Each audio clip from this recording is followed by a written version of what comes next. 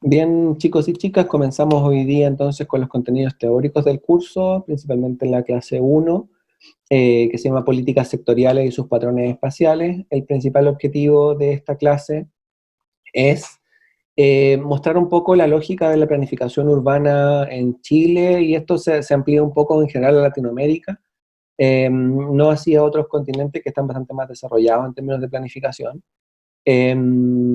Esta clase se complementa con un documento que es un poquito largo. Voy a tratar de que los documentos desde aquí en adelante sean un poquito más cortos, pero que habla de justamente de una de las consecuencias principales de esta planificación de tipo sectorial, que es el problema de la basura y las zonas de sacrificio de la basura en Santiago. Y luego un video recomendado que también habla un poco de y por qué Chile es centralizado o es tan centralizado y cuáles son los problemas que trae justamente este tipo de planificación. Vamos a hablar un poquito de esas características de sectoralismo y de centralismo. Son las dos cosas que a mi gusto son de los principales desafíos a mejorar si es que queremos hacer mejor planificación urbana en Chile. Entonces, ¿qué es una? Pues, es importante como introducir con este tipo de cuestiones, ¿qué es una política pública? Son soluciones específicas que se deben manejar como un asunto público y por lo tanto son acciones que deben generar los gobiernos. Son acciones que tienden a cubrir o cumplir con ciertos objetivos de interés público, de interés de una sociedad, no intereses individuales. A pesar de que estamos acostumbrados en general en los estados neoliberales de que muchas veces las políticas públicas lo que hacen es proteger objetivos, ya sea de algún grupo específico o incluso de tipo personal. Su diseño, gestión y evaluación son parte fundamental del quehacer del gobierno y del Estado. Eso es lo principal, o sea, son cuestiones que debería hacerse cargo justamente el gobierno, y el Estado normalmente tampoco son abordados de buena manera. Bueno, pues en verdad hay bastantes niveles de profundización de esto, pero ese es el quehacer principal de un gobierno y de un Estado: preocuparse de las cuestiones de interés público y desarrollar, diseñar, gestionar y evaluar políticas públicas. Se trata de un conjunto de actividades. Una política pública no es solamente un tipo, hay distintos tipos y distintos niveles. En verdad, cuando hablamos de política pública, hablamos de todo un sistema de políticas donde pueden haber programas, ¿cierto? Cuestiones mucho más concretas. Los programas son más bien temas aplicados, estrategias que son más bien indicativas, ¿cierto? Más bien como de objetivos generales, procedimientos, leyes, reglamentos, todo este conjunto de normas y de formas de hacer las cosas son lo que vamos a llamar política pública, no solamente uno de los documentos. Y tienen, bueno, todo este sistema. De hecho, vamos a hablar un poquito de cuáles son los sistemas que hablan de la planificación de la ciudad. Deberían estar dirigidos hacia un objetivo. Lo que normalmente pasa es que tienen objetivos divergentes, y ese es uno de los principales problemas también de justamente el sectorialismo, que es lo que vamos a explicar a continuación. Entonces, y estas actividades además no son de un momento en específico, sino que tienen una historia, ¿cierto? La política habitacional o la política urbana en Chile es una serie de cambios de decretos supremos, de decretos con fuerza de ley, de programas habitacionales, de que van cambiando en el tiempo, y eso todo tiene una historia. Y cuando hablamos de política pública hablamos de toda esa historia también. La política pública se diferencia de un programa público. Lo que decía yo antes, la política es como todo este sistema y sus causas y sus consecuencias. El programa público es bastante más concreto y bastante más específico. En este sentido, la principal pregunta que cabe es, por ejemplo, si existe realmente una política habitacional en Chile, o más bien es una serie de programas públicos de entrega de vivienda. Y eso es importante porque finalmente estamos hablando de cuáles son los objetivos. Los objetivos de un programa son completamente distintos de los objetivos de una política pública. De nuevo, la política pública se hace cargo de problemas de interés público de una comunidad, de un país en general, y un programa es bastante más acotado, bastante más específico.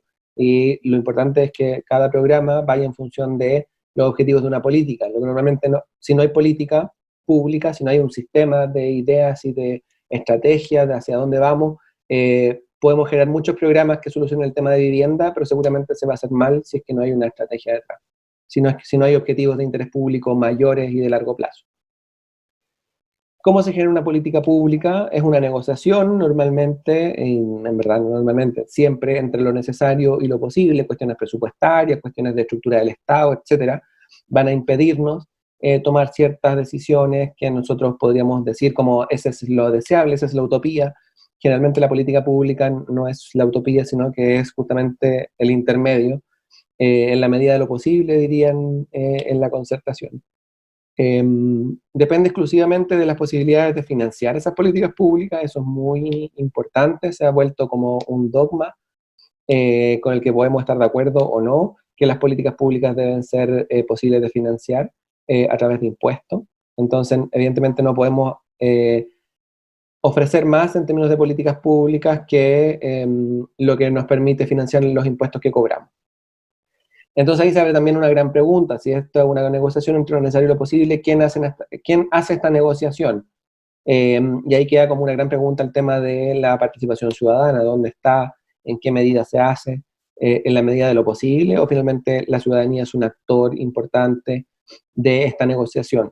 Y de ahí nacen dos conceptos que son los que quería profundizar en esta clase, que son justamente el centralismo, que es el nivel de donde se toman las principales decisiones, si es en el Estado central o es en los gobiernos locales, por ejemplo, o en las regiones. Vamos a establecer que el Estado tiene además distintos niveles. Eh, y este país tiene un nivel de centralismo brutal. Vamos a explicar un poquito después por qué. Y lo otro es el sectorialismo. ¿Quiénes toman las decisiones y cómo se combinan estos objetivos de las distintas decisiones con objetivos estratégicos de largo plazo que pueden ser de una sociedad completa? Sectorialismo quiere decir que cada ámbito de la planificación toma sus propias decisiones con sus objetivos propios y que pueden ser objetivos divergentes.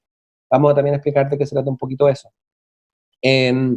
Y la pregunta que surge y que también está explicada para el desarrollo de los comentarios que ustedes tienen que dejar después en la página web es si el centralismo y el sectorialismo permite diseñar el futuro. Esa es la principal preocupación que tenemos cuando hablamos de estos temas. Entonces, cuando hablamos de centralismo, ¿de qué estamos hablando? Justamente de que hay distintos niveles del Estado. El principal es el Estado central, que es el gobierno de turno más los ministerios. Todos estos son de nivel central. El MIMBU, a pesar de que tiene distintas secciones regionales, en verdad es un MIMBU para todo Chile. El Ministerio de Obras Públicas es uno para todo Chile. El gobierno también es uno para todo Chile.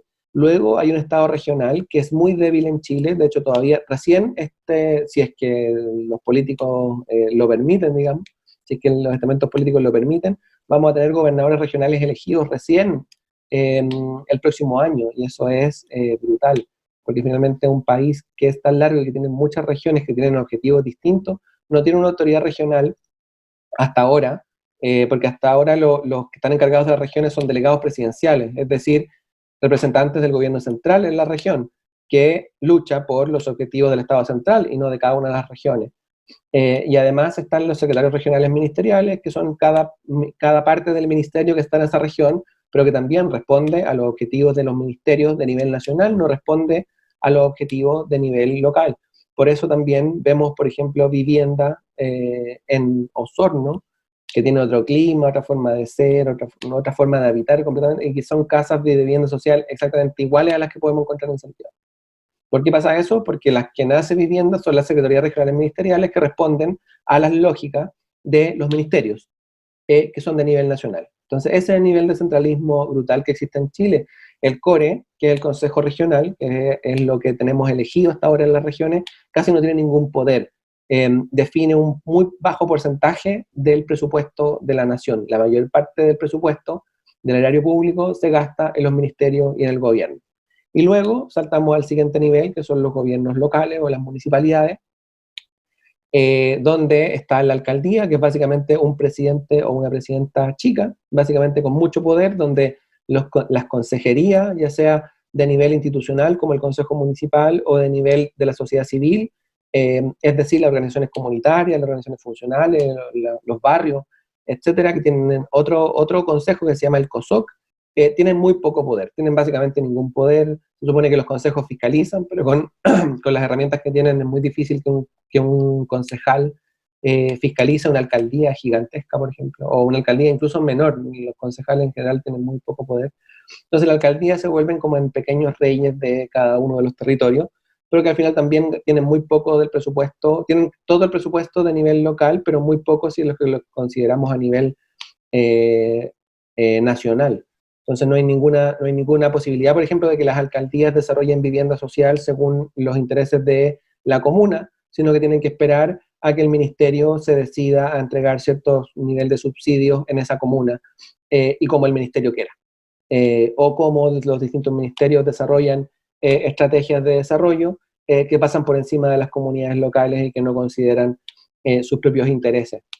Entonces, a eso es lo que llamamos principalmente centralismo. Y se ejemplifica radicalmente en cuánto del presupuesto nacional de los impuestos se gasta a nivel central y cuánto se gasta a nivel local, que es mucho, mucho menor. Entonces, ¿quiénes son los que toman las decisiones en general? El Estado central. Hablando de los impuestos territoriales clásicos, es decir, cómo se financian las políticas públicas, hay de distinto tipo. Estamos hablando de los territoriales, no de todos. Evidentemente está el IVA, hay otro tipo de impuestos, pero a las empresas, a los sueldos, etcétera, al trabajo. Pero estamos hablando de los territoriales específicamente. Está el pago de contribuciones, esto lo revisamos en clase anterior, así que no lo voy a profundizar, ¿cierto? Que normalmente las personas que de escasos recursos no pagan contribuciones de sus casas.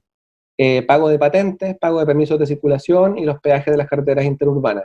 Básicamente hay muy pocos impuestos territoriales en Chile. Y normalmente, además, van a financiar o todo va a un fondo nacional, que después se reparte en los municipios. Y aquí, por ejemplo, el pago de patentes es un absurdo total, porque en verdad las empresas pagan patentes no donde producen ni donde tienen las empresas, sino que donde tienen su sede central. La mayoría de las empresas grandes en Chile tributan en comunas como Las Condes y Vitacura. Por lo tanto, pagan impuestos en esas municipalidades y pagan impuestos territoriales en las comunas donde generan su impacto, que son muy, muy menores. O sea, las patentes que paga la Forestal Arauco por el impacto a las comunas de la región del Biobío son ridículas respecto de la patente que paga en Las Condes, porque ahí tiene su sede central. Y así pasa con todos, con los supermercados Walmart, que también pagan su patente en Las Condes, pero que en verdad tienen supermercados que generan los impactos que generan en términos de vialidad, en términos de un montón de cosas, en las comunas y en cada una de las comunas, sobre todo en las comunas periféricas, donde están todos los líderes, eh, pero pagan la mayor parte de su patente en la comuna de Las Condes. Entonces, ese son el tipo de generación de conflictos a nivel territorial. Otro ejemplo importante es, por ejemplo, los impuestos que pagan las portuarias también se pagan a nivel nacional y las comunas que tienen puerto, con todos los impactos que tiene un puerto a nivel territorial, en las comunas donde hay puertos no pagan impuestos importantes, pagan impuestos muy, muy pequeños. Hay un proyecto que están desarrollando muchas de las comunas portuarias de Chile, que es justamente que se llama la Ley de Puertos, que es que los puertos paguen impuestos en las comunas donde generan su impacto. ¿Cómo es el Sistema Nacional de Inversiones? Es un sistema multiescala que va desde lo internacional hasta lo comunal, pero también donde hay muchas diferenciaciones en términos de la cantidad de dinero que se destina o que define cada uno de los niveles. Casi todo el presupuesto de nuevo se gasta a nivel nacional. Evidentemente tiene un impacto territorial porque las carreteras que construye el MOB las se deciden en Santiago, pero se construyen en todo Chile. El nivel regional gasta un pequeño porcentaje a través de los Fondos Nacionales de Desarrollo Regional, que son justamente lo que decían los CORE y los GORE, y a nivel comunal tienen un muy, muy bajo nivel de recaudación, sobre todo las comunas más pobres que no son Las Condes o que no son Vitacura o que no son Santiago Centro, muy baja recaudación y tienen que gastar en los principales elementos de la estructura urbana y dos en específico que están subrayados ahí, que son muy, muy caros y que se llevan la mayor parte del presupuesto de los municipios, que son el manejo de residuos y la mantención de áreas verdes. O sea, si un municipio quiere tener áreas verdes de calidad, tiene que pagarlas él mismo y son muy, muy caras. O sea, de las cosas que de verdad generan impacto en la ciudad, como por ejemplo la calidad de áreas verdes o el manejo de la basura. Eso sí, depende de cada municipio y si es un municipio pobre. Esto también explica por qué los municipios más pobres en verdad las áreas verdes y el espacio público y la mantención y el manejo de residuos en esos lugares es paupérrimo, porque básicamente eso sí lo gasta, eso sí está radicado en los municipios. El 80% de los presupuestos municipales se va en gastar esos dos contratos, el de basura y el de mantención de áreas verdes. ¿Por qué hablamos de sectorialismo? Y aquí vamos a empezar a hablar un poquito más en profundidad de cuáles son estos sectores. Por eso se llama sectorialismo, porque es una planificación que se define en base a distintos sectores. Uno de estos es el Ministerio del Interior, que hay uno en Chile, además, que depende directamente del presidente. ¿Cuáles son los temas territoriales que ve el Ministerio del Interior? Principalmente las políticas de seguridad. Y es una política que desde el Estado central evidentemente es netamente policial, punitiva, delictual, y no una política de seguridad, por ejemplo, comunitaria, que sea consciente de cómo son, cómo son las comunidades de cada una de las comunas. Aquí todo es un Estado central que dice cómo debe ser la seguridad. Además tiene oficina en La Moneda, ni siquiera es como que tenga seremías por todos lados. El Ministerio del Interior define eh, cómo es la política de seguridad en todo Chile desde una sola oficina. Está financiado por impuestos generales, está dirigida por el gobierno central y las policías pongo entre comillas porque las policías ahora estamos últimos años estamos viendo que en verdad se manda bastante sola, y se complementa con seguridad municipal de los municipios que, de nuevo, pueden pagar seguridad municipal. Entonces la política de seguridad no tiene ninguna relación con el territorio, básicamente se decide a nivel central. Luego está la política de transporte, que la ve otro ministerio, el Ministerio de Transporte, que tiene un Ministerio de Transporte y Telecomunicaciones un poquito más amplio. La política de transporte, vamos a hablar específicamente de transporte público, porque hay más políticas de transporte privado y de movimiento de bienes y servicios, eso es un poquito diferente. Porque ni siquiera lo ve el Ministerio de Transporte, lo ve Obras Públicas, creo que lo vamos a ver a continuación. Principalmente se diferencian dos, vamos a hablar de Santiago también, no de regiones, pero bueno, esto se va apareciendo en las regiones metropolitanas, sobre todo se va apareciendo bastante. Está el Metro, que es una empresa pública con autonomía, financiada por el Erario Nacional, y luego la Red, que es un sistema concesionado a privados. Red o Transantiago, Red se llama ahora, pero lo conocemos normalmente como Transantiago. En esta política de transporte están la ciclovía y la peatonalización, están en los objetivos estratégicos, en las grandes ideas, pero todavía eso no baja a un Ministerio de Transporte que de verdad invierta de manera consciente, periódica y de verdad jugada por los sistemas de ciclovías y peatonales, que son como los otros sistemas de transporte. Entonces, un sistema de transporte principalmente dirigido hacia conectar las fuentes laborales con las viviendas de los trabajadores. Es decir, a solucionar un problema endémico de la planificación sectorial, que es básicamente que la gente que trabaja en los sectores de trabajo vive muy lejos de esos centros. Y entonces se desarrolla toda una política que es muy, muy cara y donde el Estado paga a concesionarios públicos, o sea, a concesionarios privados, y les asegura rentabilidades mínimas para que lleven a estos trabajadores a sus fuentes laborales de la manera más rápida posible o más segura posible. Ahí hay como distintos objetivos. Pero finalmente es el único objetivo. Eso se supone que genera una concentración y una eficiencia económica, pero evidentemente no hay una eficiencia social en torno a estos conceptos. O sea, llevar del punto A al punto B de la forma más rápida posible a los trabajadores es el único objetivo de la política de transporte, como se plantea. En verdad, uno lee la política o los documentos en torno a la política y hay bastantes más, pero esto es lo que se concreta, digamos. Es decir, solucionar o parchar un problema que es la segregación. Por otro lado, por ejemplo, las políticas de carretera están radicadas en el Ministerio de Obras Públicas, son los que deciden por dónde pasan las carreteras de este país, y en Santiago tiene un énfasis profundamente productivo, o sea, las carreteras son no tanto para mover personas, sino que para mover mercancías, camiones y automóviles privados. Es financiada principalmente a través de un modelo de concesiones, normalmente son los usuarios de esas autopistas los que pagan un tag, pagan un peaje para generar las ganancias, que si no se dan por el tag son aseguradas también por el Estado. Es decir, si hay un gap y si la inversión que hizo el privado no alcanza a cubrirse con el tag, el Estado es el que pone el resto de la plata. No es tampoco una cuestión absolutamente financiada por los usuarios. pero es otra política que tiene otros objetivos y que pasa por el medio de la ciudad, que normalmente pasa por encima de los barrios de la ciudad, pero cuyo objetivo principal no es generar mejor ciudad ni mover a trabajadores de un punto A a un punto B, sino que es mover mercancías por la ciudad. Entonces, de nuevo, estamos hablando de otro sector, que es el de obras públicas, que tiene sus propios objetivos y que normalmente son objetivos divergentes respecto de las políticas o de una política de una buena ciudad. Y por otro lado, las políticas de vivienda, que son desarrolladas por el Ministerio de Vivienda y Urbanismo, son políticas que históricamente han estado radicadas en lo cuantitativo, es decir, hacer muchas casas lo más rápido posible. Generalmente eso ha generado que normalmente la calidad de las viviendas sea muy, muy baja. Está basado en un modelo subsidiario y focalizado, es decir, no es un derecho universal, sino que es para ciertos grupos los más desfavorables. Normalmente se ha traducido en una política de tipo ABC, así lo nombra un poco la teoría, relacionada con las políticas de vivienda, que es como ahorro, bono, que es el subsidio, y el crédito de las familias, ¿cierto? El endeudamiento. Eso hasta ciertos años, porque ahora se está cada vez eliminando más el tema del crédito. Se nos estamos quedando con el ahorro más el bono.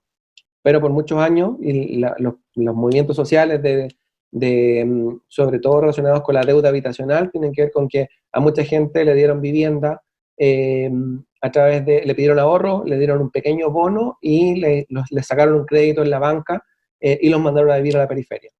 Eso hasta más o menos los años 2010, que empezó a cambiar un poquito la política de vivienda, pero de nuevo es una política sectorial que ves absolutamente, que no tiene que ver con, o que no tiene muchos parámetros relacionados con temas de movilidad, de transporte, de seguridad, es más bien, hagamos la mayor cantidad de viviendas posible, donde el precio o la eficiencia costo-beneficio, principalmente radicada en el precio que pagamos por suelo, se vea más beneficiada.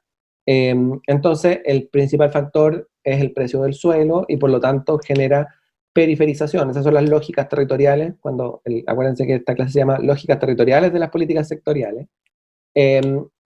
Esta política donde el principal factor no es ni la localización, ni el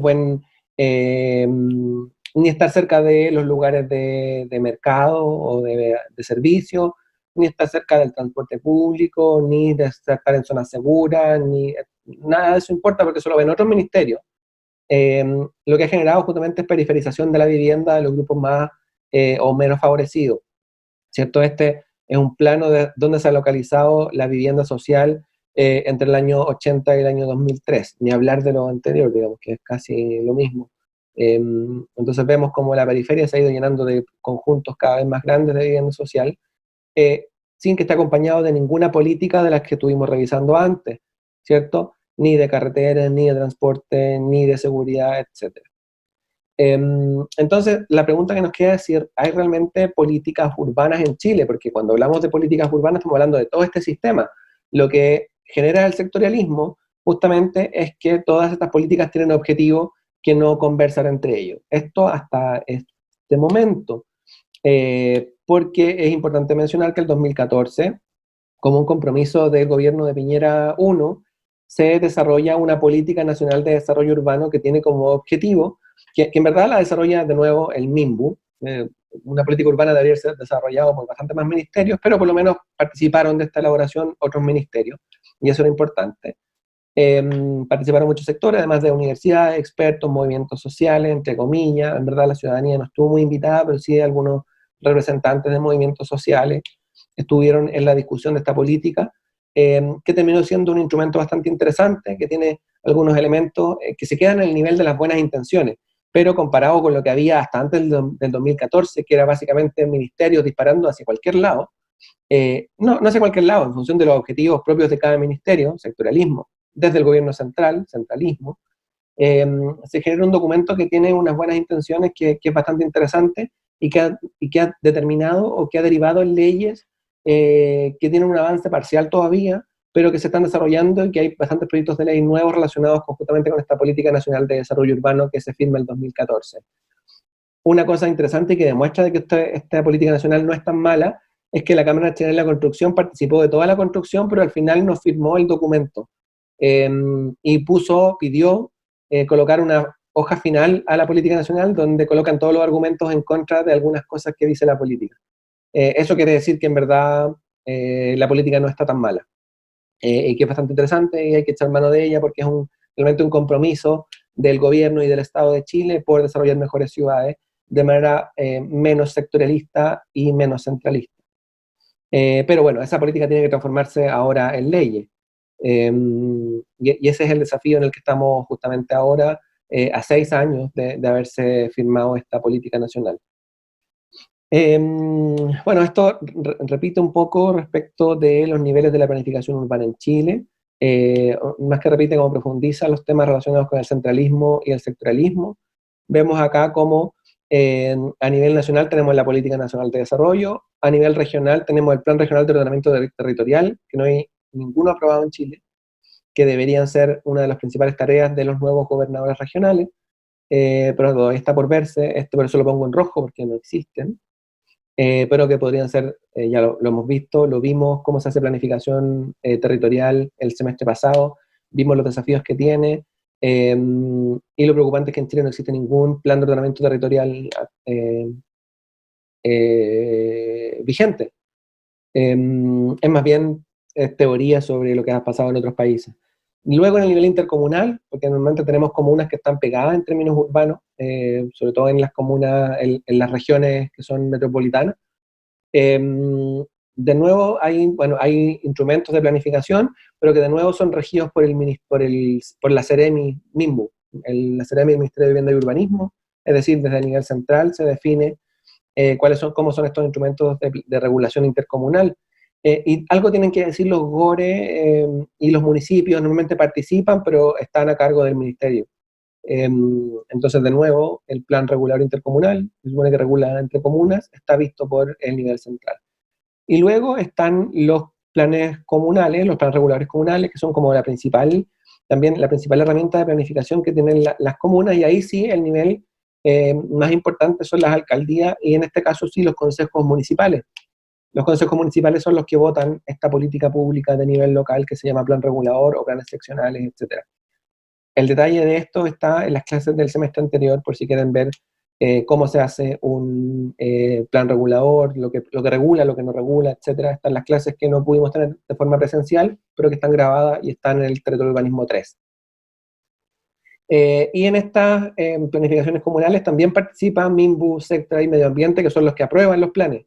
MIMBU aprueba en términos legales el plan, SECTRA, que es del Ministerio de Transporte, la Secretaría de Transporte, define si es que el plan regulador cumple con los estudios de capacidad vial, y Medio Ambiente, de nuevo otro ministerio, define si está bien hecha la evaluación ambiental estratégica del plan. Entonces finalmente, claro, lo desarrollan los municipios, lo vota el Consejo, pero lo revisa igual el Estado central. De nuevo, más centralismo. Ahí está un poco cómo se genera la planificación urbana de nivel comunal, que responde al intercomunal, que está como en estos niveles. Este sabemos que casi no existe, o por lo menos los ordenamientos territorial casi no existe. Los municipios sí generan bastante planificación, pero que están supervisadas siempre por el Ministerio de Vivienda y Urbanismo, por el de Medio Ambiente y por el Ministerio de Obras Públicas a través de la SEC. Y eso es lo que les quería presentar hoy. Y esto se complementa, como saben, con este documento, con el video, y esta clase se termina cuando ustedes dejan un comentario en esta parte respecto de la clase. Les dejé una pregunta que es un poco, no es obligatoria, no es necesario que hablen de esta pregunta en el comentario, pueden hablar de lo que quieran, colocar una pregunta, sus dudas, responder a otro compañero o compañera que haya comentado antes, lo que ustedes quieran, pero les dejo una pregunta por si no se les ocurre nada, es en base a lo que estuvimos conversando hoy, si se puede construir futuro en base a este enorme sectorialismo que define la planificación en Chile. Eso es. ¿Dudas? ¿Consultas?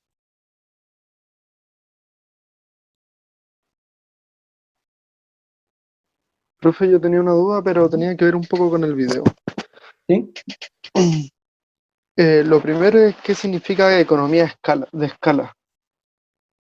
Eso, y después que la persona que está hablando ahí, Ujú. el argentino, que no me ¿Sí? acuerdo cómo se llama, eh, hablaba sobre como cuál era el proceso que tenía que existir para que se empezara a descentralizar Chile. Hablaba de esto que era como de prueba, un poco prueba y ensayo, o sea, ensayo y error, Ujú. pero también decía que habían como distintos factores. Uno de ellos era los recursos y la confianza, decisión política y liderazgo, y la otra es la construcción de capacidades. Y Ujú. ahí es como que, bueno, entiendo que tiene que ver un poco con la cultura local y el interés local también por desarrollar ciertas áreas, pero como que eso no me queda muy claro, qué significa la construcción de capacidades. Ujú. Porque yo creo que eso quizás sí se desarrolla, pero si, claro, si no existe una decisión política de querer invertir en esos lugares, Ujú. esas capacidades como que al final no se pueden explotar, po. No sé si se entiende. Sí, se entiende perfecto. Bueno, lo primero respecto de economía de escala, la teoría económica va a mencionar o va a decir que en verdad entre mayor cantidad de aglomeración y de posibilidad de juntar a más sectores, grupos, gente, etcétera, en función de un mismo objetivo, va a ser más barato desarrollarlo. Es decir, si tú vas a un lugar a comprar algo como solo, evidentemente va a ser más caro que si vamos 20 personas y le decimos como, oiga, eh, háganos un precio por estas 20 personas que vamos a comprar lo mismo. Ese es uno de los principales problemas, porque en verdad se toma esto como una ley muy como escrita sobre piedra. Lo que expone más bien es que en esta economía de escala que se intenta implantar a través del Estado central, se pierden muchas cosas en el camino. Es decir, el Estado trata de hacer como cosas de forma general porque se supone que es más barato. O sea, si todo lo define el Ministerio de Vivienda y Urbanismo en Santiago para todo Chile, es mucho más barato que si desarrollamos eh, una economía de escala distinta donde cada una de las comunas decide sus propios objetivos y sus propias formas de organizarse, etcétera. ¿Se entiende? En ese Entonces, caso, por ejemplo, lo de las viviendas, si se replica la misma vivienda social de aquí de Arica, mismos de Arica, materiales, digamos, a Punta mismas Arenas, constructoras, se supone es que se más hace. fácil y barato que estar viendo qué vivienda necesita cada Exactamente, localización. eso es economía de escala. Ya, Eh, entiendo. pero claro, genera todo el problema que estuvimos comentando ahora, que es básicamente que Profe, las leyes no responden, o los programas y las políticas públicas no responden al contexto. Claro. ¿Alguien quería comentar algo? y yo era como lo que dijo recién acerca del contexto, porque eso igual influye en el momento. O sea, una vivienda creo que en Santiago no creo que no sería buena una vivienda en el sur. Entonces, eso influye mucho, es como lo que dijo usted recién, es a través del contexto, entonces yo creo que igual como que no funcionaría eso como algo unitario para todo. Exactamente, Y sobre todo en Chile, que es tan largo y hay tanta diversidad de ujú, Tipos clima, tenía el de norte, cultura y todo, entonces como que igual es exactamente. re complejo unificarlo.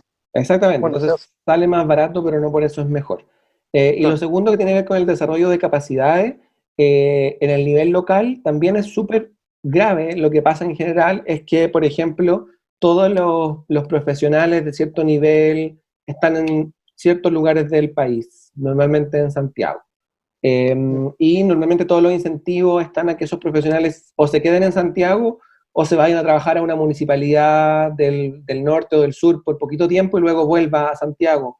Y eso genera un problema endémico de los lugares, sobre todo los que no son grandes ciudades, de la falta de capacidad en los profesionales que toman decisiones, en la generación de innovación en las comunidades, de un montón de cosas. Finalmente todos los incentivos están al centralismo, porque si todo el dinero está acá, todas las decisiones están acá, entre mejor sean los profesionales, más les conviene y más les gustaría estar en Santiago, porque aquí es donde se toman las decisiones, donde se hacen las cosas.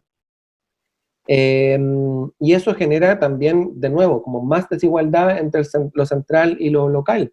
Eh, no, las universidades regionales son muy débiles, no hay descentralización a nivel universitario como una política pública potente, digamos, como hay universidades en todas las regiones, pero algunas casi no existen. La Universidad de Magallanes, no, la Universidad de Rancagua eh, es relativamente nueva y es un sector que está acá al lado de Santiago, esa región no tiene universidad todavía bien desarrollada, es como muy incipiente. estamos hablando del año 2020. Entonces es muy difícil que haya desarrollo profesional en esos lugares y por lo tanto generación o desarrollo de capacidades. Pasa mucho en comunas pequeñas en que los profesionales van, trabajan 1 o 2 años y luego se van, y luego después llega de nuevo alguien nuevo, nuevamente, y eso cada 2 años van. La rotación de profesionales en los municipios más pequeños es brutal, entonces no hay memoria institucional. Básicamente alguien llega ahí, aprende a hacer un par de cosas y luego se va y luego llega alguien nuevo de nuevo. Entonces, eso es desarrollo de capacidades a nivel local. Y para eso tiene que haber incentivos del Estado. Si no hay ningún incentivo y todo lo contrario, los incentivos se ponen en el desarrollo del nivel central, es muy difícil que se desarrollen capacidades.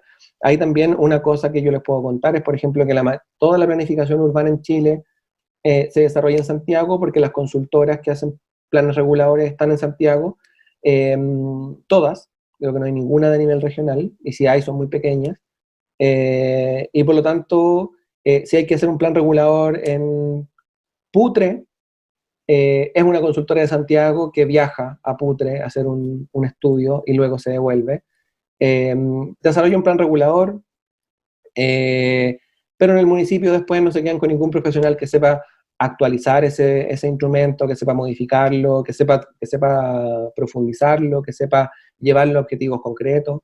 Y esa es la realidad del 99% de los municipios en Chile. Y eso es de nuevo centralismo y sectorialismo. Profe, ¿se podría decir que todavía existe como migración campo-ciudad, pero como moderno? Ya no es como... Porque de repente uno viaja y igual la gente comenta, no, en Santiago está la plata, en Santiago está la diversión, en Santiago está la pega, y como que toda la gente igual aspira a llegar a Santiago. Y quizás eso Todavía. también es como una especie de migración, y Uh-huh. bueno, eso genera todos estos problemas multiscalares acá también, po. Sí, los porcentajes de migración campo-ciudad son bajos, pero porque ya casi no queda gente en los campos, y hay muchas comunas que tienen muy Claro. pocos habitantes. Sí, todavía es una aspiración, o quizás no irse a Santiago, pero sí, por ejemplo, en comunas pequeñas, irse a estudiar a la ciudad principal de la región y luego allí, Por ejemplo, irse a y luego trabajar Concepción, en la gente en Santiago, Concepción. etcétera, etcétera. Claro, entonces no hay ningún incentivo al desarrollo local y a la descentralización. Uno de los temas también que quedan muy pendientes para la nueva constitución, cómo se va a desarrollar un Estado descentralizado que permita justamente que se generen nuevas economías de escala y que se genere desarrollo de capacidades locales. Voy a dejar de grabar en este momento, pero podemos seguir la conversación.